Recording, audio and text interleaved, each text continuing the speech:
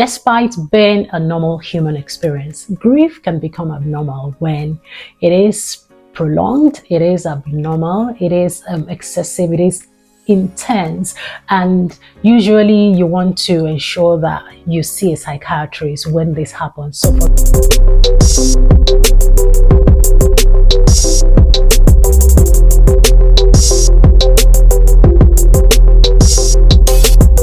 Hello everyone, welcome back to my YouTube channel. I am Dr. Adeola. I'm a psychiatrist, a psychotherapist, and a mental fitness coach.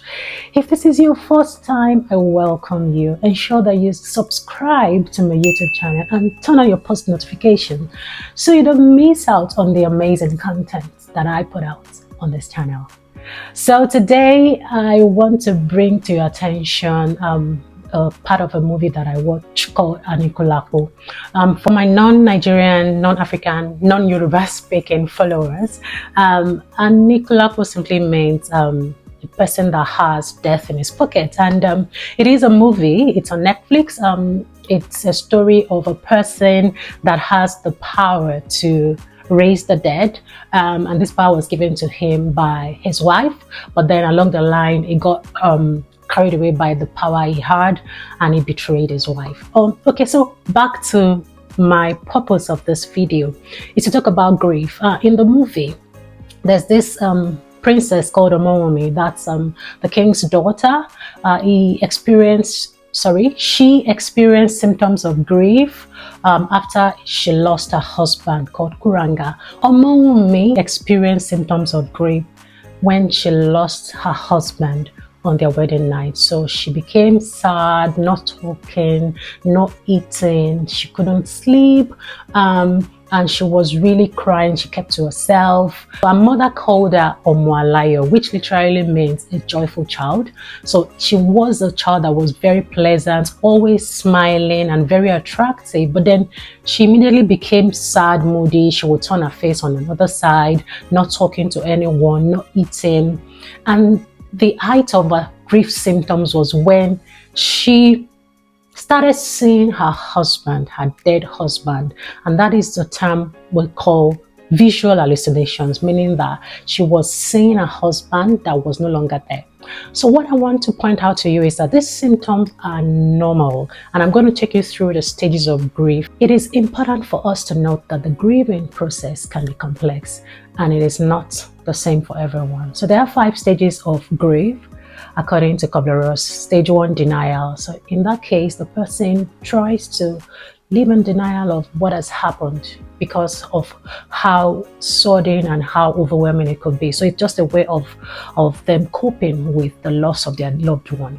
The second stage is anger, and that's the stage when the reality starts to set in and the person begins to understand that yes, this person has gone and is no longer coming back.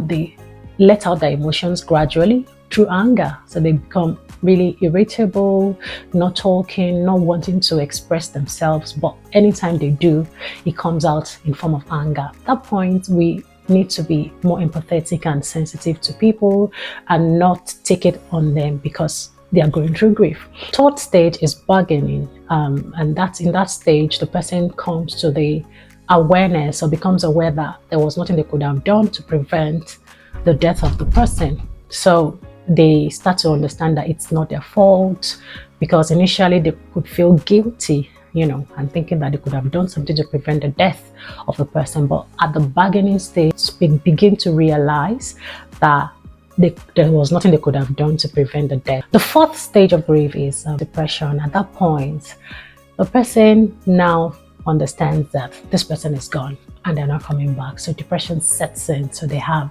low mood, loss of interest, decreased energy, feeling sad about all that has happened, missing the person. For instance, in the case of Omowunmi, she wasn't talking, she wasn't eating.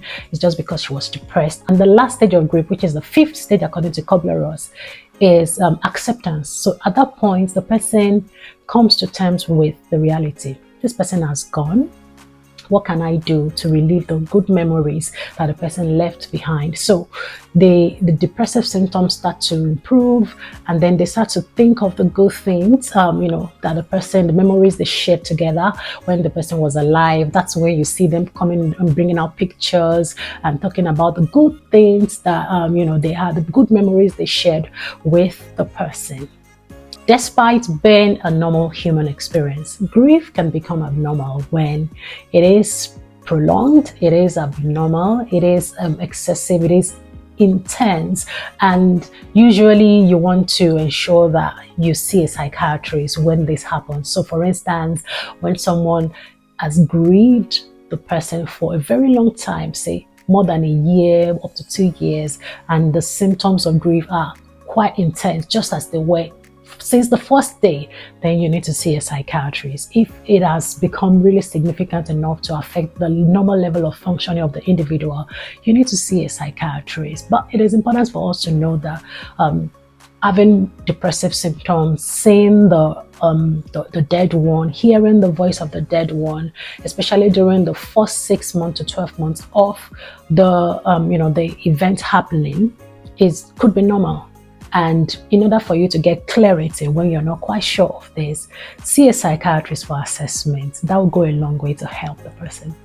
I hope this has been helpful. If you find this helpful, make sure you like, comment, and share, and subscribe to my YouTube channel. And when you do, don't forget to be intentional about your mental health. Till I see you next time. Bye.